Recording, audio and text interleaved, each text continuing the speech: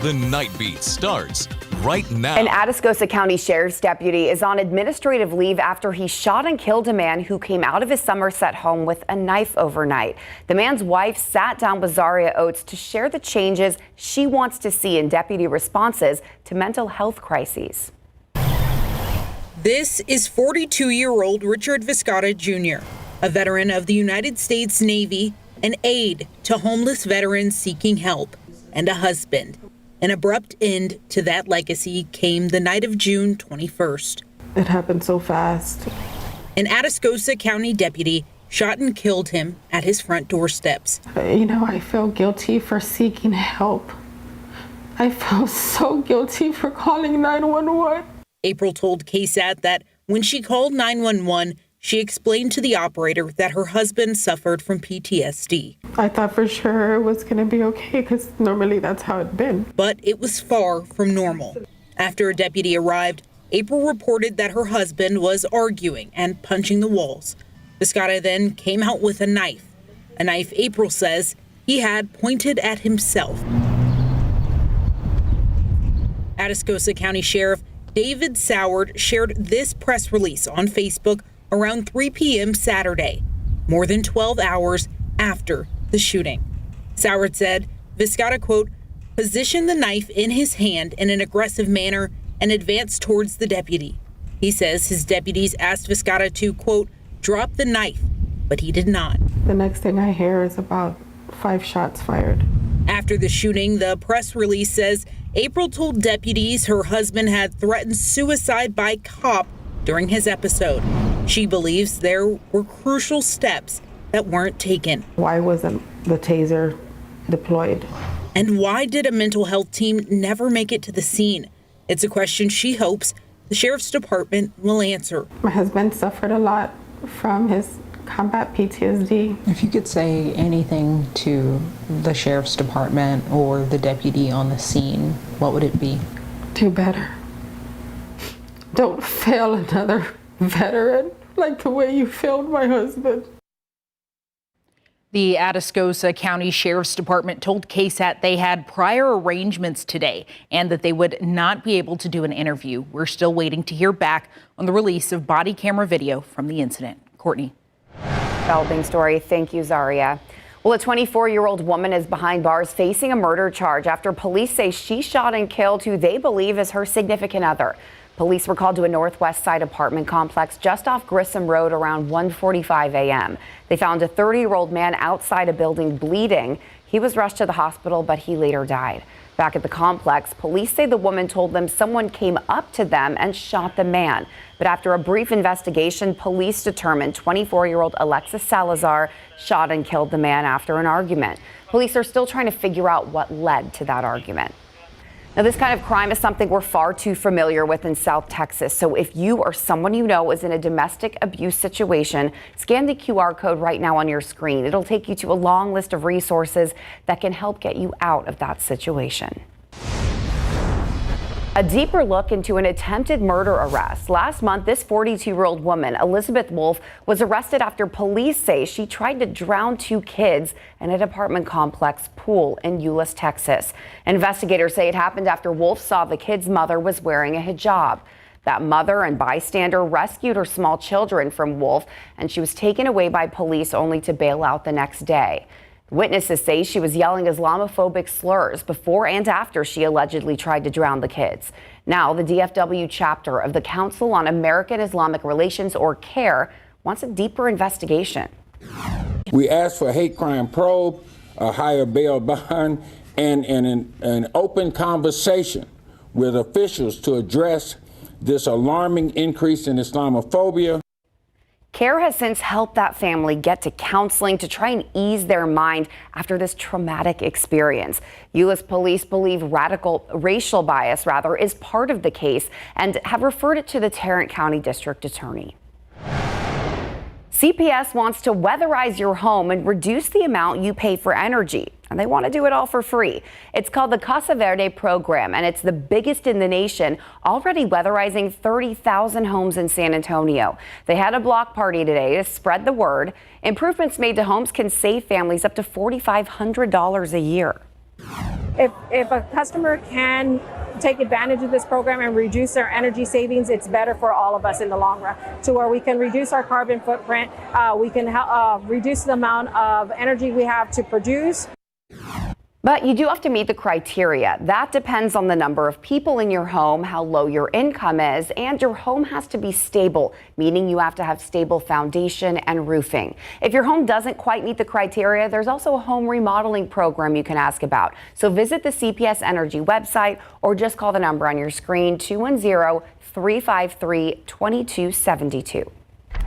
Yep, some pretty neat resources there, and you can see why many folks would want to take advantage of that because of all of the heat, especially just one of the reasons why that we have already been dealing with. We did have a break from the 90s this past week for a few days, thanks to a couple of rounds of some decent rain, but we were back in the 90s this afternoon, and more of the same is in store over the next several days as we look ahead to the upcoming week. And that all starts again with your Sunday. We're going to start off in the mid-70s, but plenty of sunshine will be found throughout the day. A few passing clouds. We'll call it partly cloudy skies. Highs reaching for the mid-90s and a stray shower. Not completely ruled out into the afternoon. More of us than not, unfortunately, likely going to miss out on that activity. By the way, for a few hours into the afternoon, because of the humidity in place, it'll likely feel like the triple digits. So stay hydrated out there, and even into next week as well. High pressure is moving in, which means a typical summer-like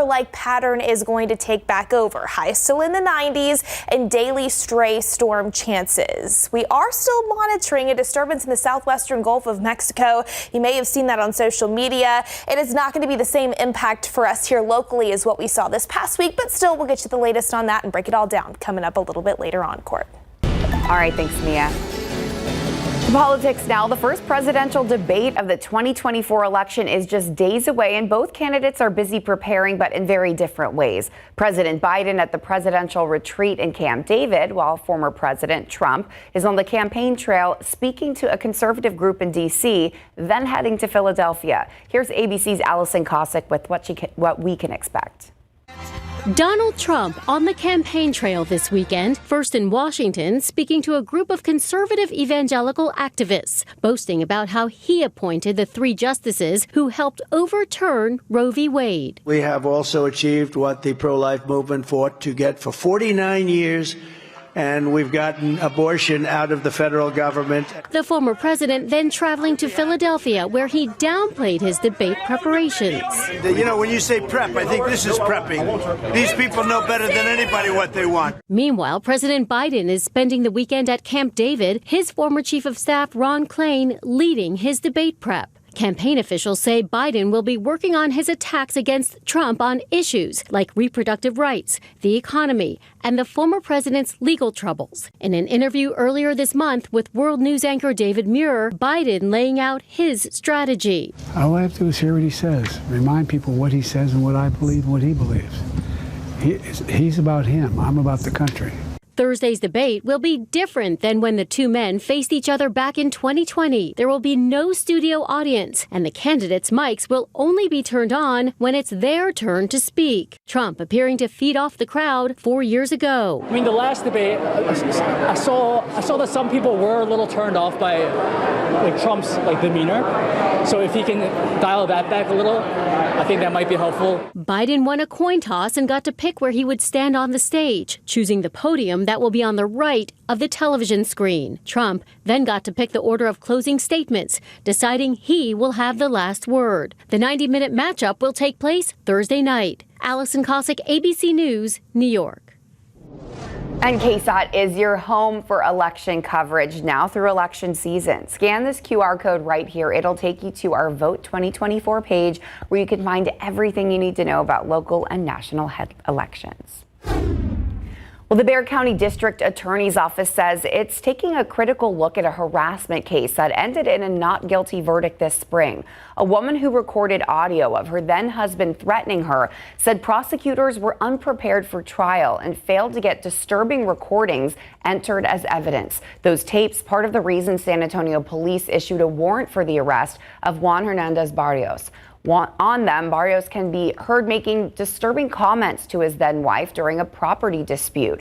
But a judge found him not guilty shortly after ruling that the tapes could not be used at trial. Hernandez Barrios admitted to making the comments after enduring a messy divorce for 2 years. I've been living to hell. I got PTSD, I got depression, I got anxiety, and she knows this. Coming up in about 20 minutes, KSAT investigates the woman's complaints about the justice system and why she believes victims are not being protected. Well, extreme heat is plaguing millions of Americans from coast to coast, and Americans in the middle of the country are dealing with natural disasters of their own. A look at severe weather across the country next on the Nightbeat.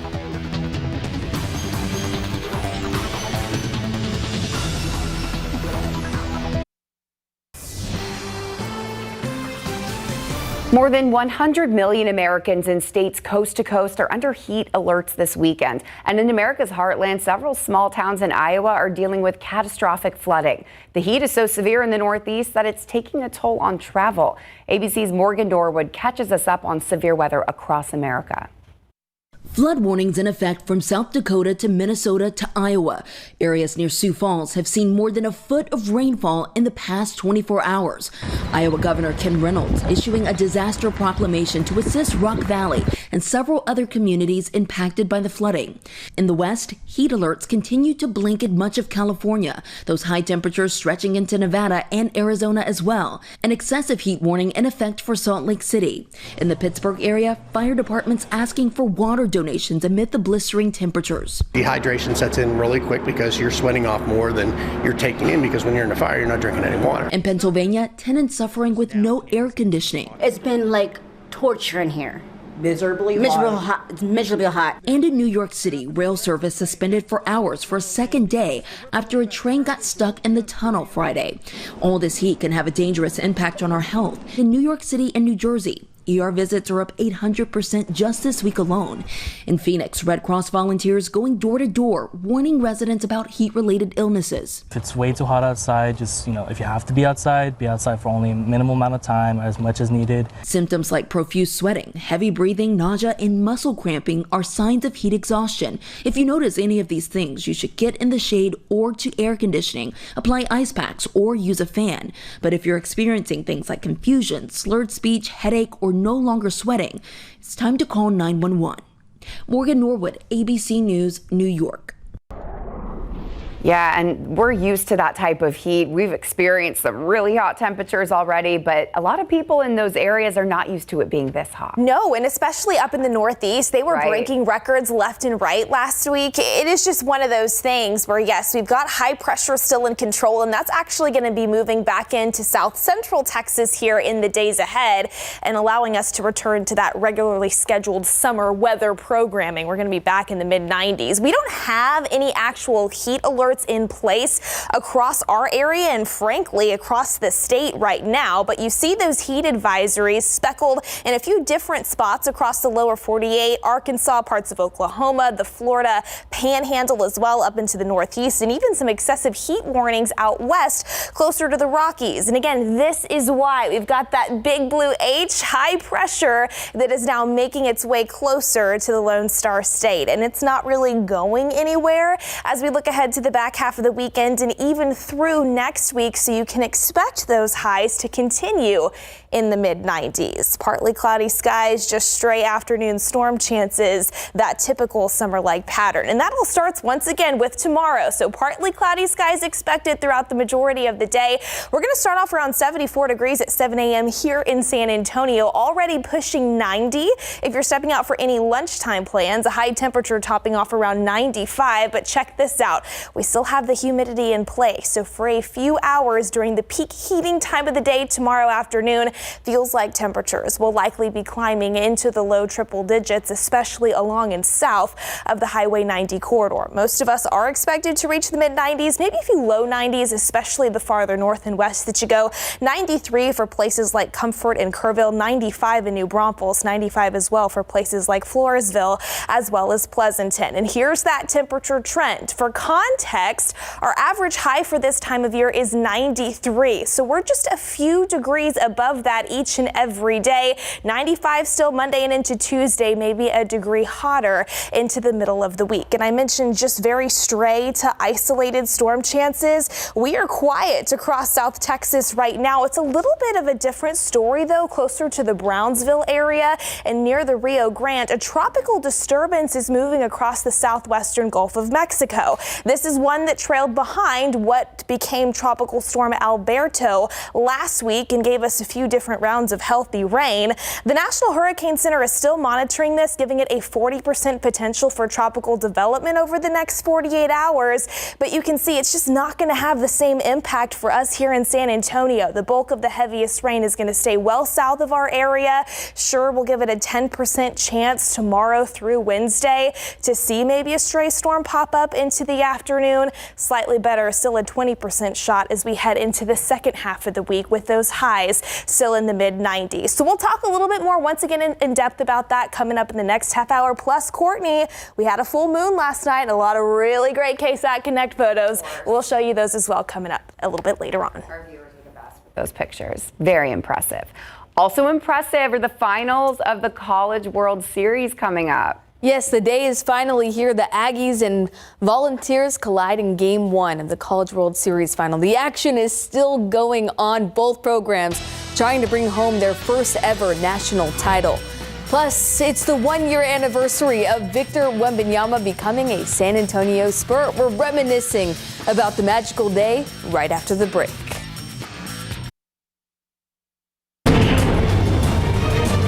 The action in Omaha, Nebraska is still live between Texas A&M and Tennessee, who are both vying for their first national title. And due to broadcasting rights, we can't show you the highlights until the game is over, so we're just going to talk about it. Before you could even get situated in this game, Aggie freshman Gavin Grahovac took an 0-2 pitch to opposite field for a leadoff home run. That really set the tone in favor of the Aggies. The Vols made a pitching change soon after, and it didn't stop there for A&M. They had a monster third inning where they'd take a 7-1 lead after a Caden Kent 2 RBI single. He's been on fire all tournament. The Aggies let up a couple of home runs, though, in the bottom of the 7th, but they'd get out of it still ahead 9-5, and that's where we stand right now in the middle of the 9th. Aggies up 9-5. 3 outs away. All right, San Antonio's Ariana Robertson and the United States women's U18 team squaring off against Argentina in the FIBA America Cup semifinals. USA up big in the third quarter when Robertson gets the rock down low for an easy kiss off the glass. Robertson finished with a near double-double. Here she is again off the inbounds. First shot is off the mark, but she gets it to go soon after. All right, the final from this one. Argentina falls 32-109. USA with a huge win. They'll play for gold tomorrow against Canada.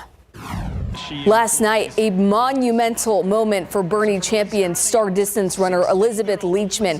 The 16-year-old ran the 5,000 meters at the U.S. track and field trials at Hayward Field in Eugene, Oregon. Leachman was the only high schooler in the field and ran with the best of the best in the world. Leachman finished 26th overall in 2 heats with a time of 16:36.67 and did not qualify for the final on Monday, but she left a lasting impression. This is just the beginning of the Leachman story. With the first pick in the 2023 NBA Draft, the San Antonio Spurs select Victor Wembanyama from Nanterre, France. 1 year ago today, French phenom Victor Wembanyama was drafted by the Spurs. Wemby told us it was the longest 5 minutes of his life waiting while the Spurs were on the clock. Here's what the scene was like all over the city of San Antonio as the call was made live on KSAT 12 and on ESPN. Fans packed the Rue Pub and the AT&T Center to celebrate the historic night. The joy was like a playoff win. Wemby was busy for the next 2 hours doing all of the things that #1 draft picks do, like pictures, autographs, phone calls, etc. By the time the local media could talk to him, we were restricted to one question each. So here's Larry Ramirez, one question with Wemby in Brooklyn. We are standing here with the newest member of the San Antonio Spurs, Victor Wembanyama. And Victor, walk me through that moment after your name was called. You got to hug your family and you had that special handshake with your brother. You know, it's feels normal to me, you know, hug my family. These are the first people I go up to thank them and to tell them I love them. So, yeah, and that special handshake with my brother, I had that handshake with him for years. So, yeah, it made sense to me to do it on the most important nights of my life. All right, thank you very much for your time. And I'm going to have to get a step stool to interview him for the rest of his career with the San Antonio Spurs. Unforgettable day. All right, coming up at 10:32, local basketball stars talk about their experience after De'Aaron Fox flew them out for his camp, and 8-year NFL vet Malcolm Brown announces his retirement. How great was that video? I will never forget. I remember seeing that for the first time, and Larry was like this with the microphone. Amazing. Too good. All right, thank you so much, Mary. All right, a big story coming up. A San Antonio woman blaming the Bexar County DA's office for failing to hold her ex-husband accountable in a harassment case. KSAT investigates why the case fell through.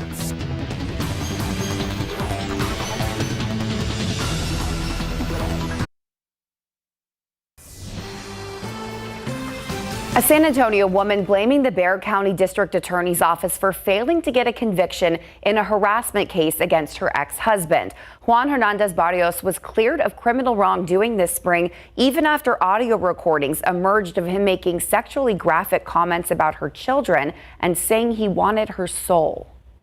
I want your dad. I want everything. I want everything of you. The justice system does not protect victims, not in this city.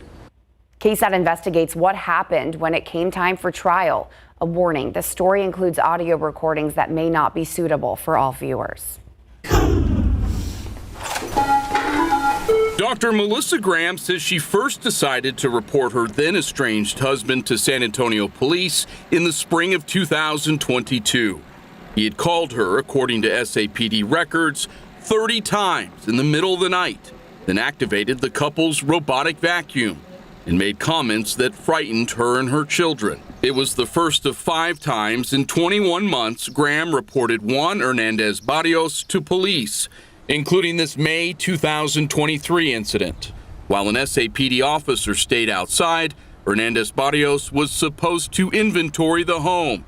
Instead, according to police, he defecated in a toilet without flushing, urinated in a toilet without flushing, and on the floor, and rummaged through items throughout the residence. Last August, as the couple continued to feud over who should be awarded their home, Hernandez Barrios called Graham. The house is not your house.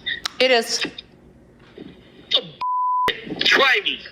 Try me. Graham told KSAT she had had enough and decided to record her soon-to-be ex. It just progressively, escalated, screaming, obscenities, talking, sexually about my daughter. It was terrible. The call, at times, is difficult to listen to.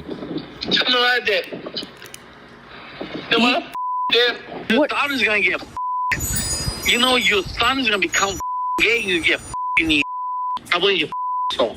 I want your kids. I want your soul. I want everything of you. You! Damn! Everything! You! Within days, investigators issued a warrant for Hernandez Barrios' arrest, charging him with harassment. He was taken into custody weeks later. Graham previously worked as a staff psychologist for the San Antonio Police Department and then later the fire department. Despite spending her career counseling first responders, sometimes about their own domestic situations, Graham said nothing prepared her for what happened when her case went to court. She says she didn't hear from the Bexar County District Attorney's Office for nearly 8 months before finally getting a call from a victim advocate on a Thursday night, advising her to be in court ready to testify the following Monday. I finally met the prosecutor 5 minutes before I was to show up in court. He told me, just listen to the tapes on Sunday. Things did not go well for Graham. Attorneys for Hernandez Barrios were able to get the recordings tossed out after the prosecution failed to include in the charging paperwork that he had threatened his then wife. The judge issued a directed verdict of not guilty. Graham says the trial was over almost just as soon as it began. To put yourself out there and go after something that's right, even when it's painful, you know, to make yourself vulnerable, it's really hard. And honestly, one of my first thoughts was, if this can happen to me, how many other women is it happening to? That their cases just don't get taken seriously. In a statement, DA spokesman Pete Gallego told KSAT the office contacted Graham 3 times before trial, but that schedule demands kept prosecutors from meeting with her in person before the first trial setting, and that the main prosecutor assigned to it had reviewed all of the evidence. Quote, "As with any trial proceeding, the ultimate result is out of our hands. Even so, we are taking a critical look at the history of this case and working to ensure that our work is thorough and diligent across our caseload so that victims' voices are heard." Graham called the statement, quote, "BS." Apparently they did not take it seriously, and the DA was competently inept, end quote. Graham said prosecutors should have made more effort to contact her ahead of trial to get her side of what happened, should have done more research into how to properly charge her ex, and should have pushed for the judge to listen to the recordings prior to her ruling on whether to toss them out. Juan? Yes, sir? Hi. I'm Dylan with KSAT 12. Reached at the home he once shared with Graham, Hernandez Barrios first closed the door on KSAT without commenting. I leave my card? He then came outside and spoke with us at length about beating the criminal case. I told her, you know, to off. I told her all these things I did. Hernandez Barrios said he'd been drinking the night in question, and the call was the culmination of close to 2 years of pent-up frustration. One phone call that I regret, and I apologize for stuff that I said. I was intoxicated, but I didn't mean any harm. For KSAT Investigates, I'm Dylan Collier. Last November, a civil district court judge denied Graham's petition for a protective order against Hernandez Barrios. The denial came weeks after he was arrested in the case. Although there were no domestic violence charges filed in this case, we want to remind our viewers we've gathered a significant list of resources and placed them on our domestic violence page. Help is available. You can find them by scanning the QR code on your screen. After the break, did you know the summer temperatures can mask the signs of diabetes, first type 1 diabetes? A young patient explains what to look for so she can prevent others from missing the signs.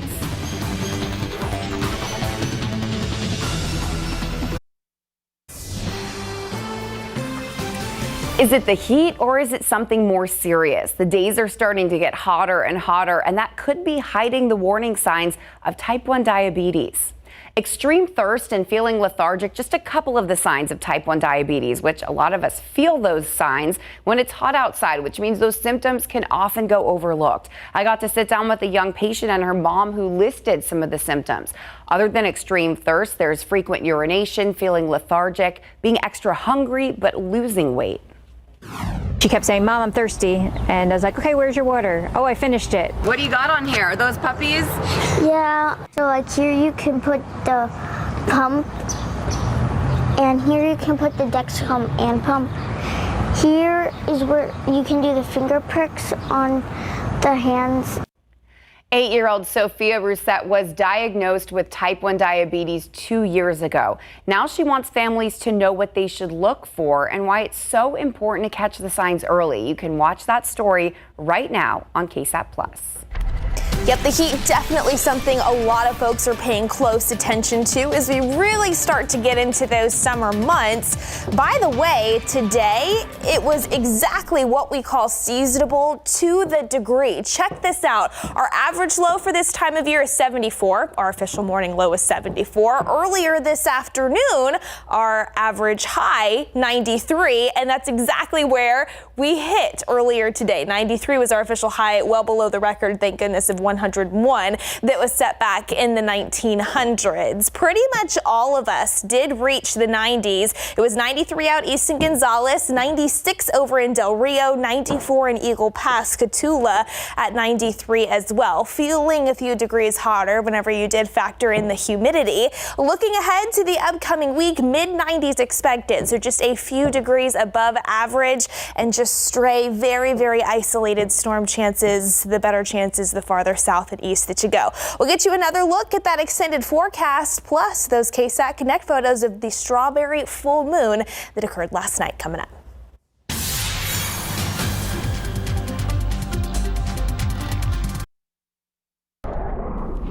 All right, you promised us awesome pictures of the moon. Bring it on. Here we go. Yes, so the strawberry full moon, that is June's full moon, the name that is given to it, took to the sky last night. You can still see it out there tonight. We've got clear skies in place. It's actually about 98 to 99% full tonight. Take a look at this photo that was sent in from Adkins. Beautiful. I love this one from our friend Skywatcher with the clouds streaming across the front of it. It's a layered strawberry shortcake moon is the caption there. Oh, I love that. That's awesome. This one from Richard Vasquez from San Antonio on the south side. Nice June moon. And I love this one with the cityscape in the background. This one from Taylor McClellan out near Woodlawn Lake, this time looking towards the downtown area. Just absolutely beautiful photos. Thank you to everybody that sent those in. You may be wondering, why is June's full moon called the strawberry moon? Well, it's actually named after wild strawberries that would ripen during the early summer. And if you're curious when the next full moon will take place, that is slated to occur on July 21st. And July's full moon is called the buck moon. So we'll definitely keep you posted as we get a little bit closer to that. Again, clear skies in place right now here in San Antonio for the most part. 84 degrees, feeling like 88 when you factor in some of the humidity that we do still have in place. And that's what's also going to make it feel a few degrees hotter in the afternoons looking ahead, with highs in the mid-90s thanks to high pressure that's going to be building back in. So we are going to be returning to that summer-like pattern into the upcoming week, and just stray storm chances. More of us than not, unfortunately, missing out each and every day. Not like the nice healthy rounds of rain that we saw last week, unfortunately. Here's a look though at that KSAT 12-hour forecast again, timing out your Sunday. 74 tomorrow morning, partly cloudy skies at 7 a.m. 80 by 9 a.m. 90 degrees expected by 1 o'clock in the afternoon. There's that forecast high topping off around 95, feeling closer to 102 because of that moisture. Here's a look at those air temperatures across the region. Forecasted for about 4 to 5 p.m. tomorrow. 95 in New Braunfels, 95 as well over in Pleasanton, 92 in Rock Springs, and a little bit hotter out west. 97 the forecast high over there in Del Rio. By the way, yes, we will have a few passing clouds from time to time, providing just a little bit of shade, but we're still going to see plenty of sunshine. And because of that, the UV index tomorrow is expected to be extreme, which means it only takes 10 minutes to start developing a sunburn if you do not have some sunscreen on. So just something to think about for the back half of the weekend's plans. We mentioned that 10% chance for a stray storm. You can see by lunchtime we are quiet across the area. I think if we do find a stray shower or storm tomorrow, it's going to be closer to the late afternoon and into the evening, especially if we can get the sea breeze to start working farther inland from the coast. So again, we'll call it a 10% potential, bumping that up to a 20% chance by the second half of the week. High pressure taking back over. Again, we'll monitor that disturbance in the western Gulf, but the impacts this time from that disturbance will stay south of our area, and that rain-making energy is just deflected around the Lone Star State for the most part, which is why our forecast will mainly trend dry, hot, and humid. But yeah, we'll monitor for a few isolated storm chances, especially throughout the second half of the week and into next weekend. Courtney, yes, we got some good rain over the past week or so, but we'll definitely take some more. Yep, made it worth our while. Well, hold on. Thank you so much. All right, Mary, 2 local basketball players got a very special invite this week. Absolutely. It was by De'Aaron Fox, Sacramento Kings point guard. He flew out the 2 highly rated girls basketball prospects for his camp. We'll hear about their experience coming up. Plus, Steele High School and Texas football alum Malcolm Brown calls it a career after 8 NFL seasons. He tells us why. Also, talking Copa America right after the break.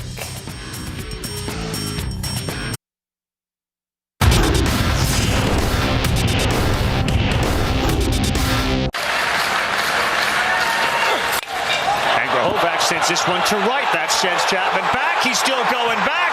How about a leadoff home run on Tuesday? That bomb on replay for Aggies fans tonight. What a way to get Game 1 of the College World Series Finals started.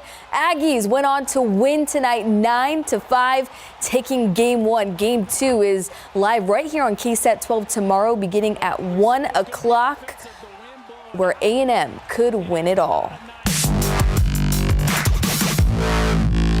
Wagner point guard L.A. Snead and Brennan combo guard Bella Flemings were in Sacramento this week, personally invited by De'Aaron Fox to be a part of his basketball camp.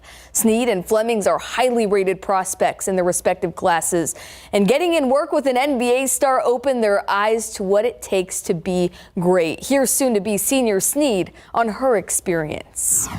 When my mom told me, I was very excited, just knowing that I was getting flown out to his camp. Also, when I didn't know until a few days before that we were going to be able to work out with him, and I was super excited for that. And while we were working out, I just asked him a bunch of questions because the workout was really detailed, very detailed with his trainer, and just I asked him questions of why we're doing this or what he does, especially footwork wise, because he's very footwork oriented. Well, both Fox and his wife, Rasay Caldwell, are closely involved with the San Antonio basketball scene through SA Finest Basketball. Snead and incoming junior Flemings helped out with the camp coaching and reffing, but really the workout with Fox was unforgettable. The warm-up was on a different level. I was already tired from the warm-up. And there's this one drill that we did where we had to jump from 1 foot to 1 foot, then sprint to a corner for a 3. I feel balance is a really big thing for improving your speed, improving your efficiency. So I feel that's the biggest thing that De'Aaron told us was you need to work on your balance and just not taking any negative steps.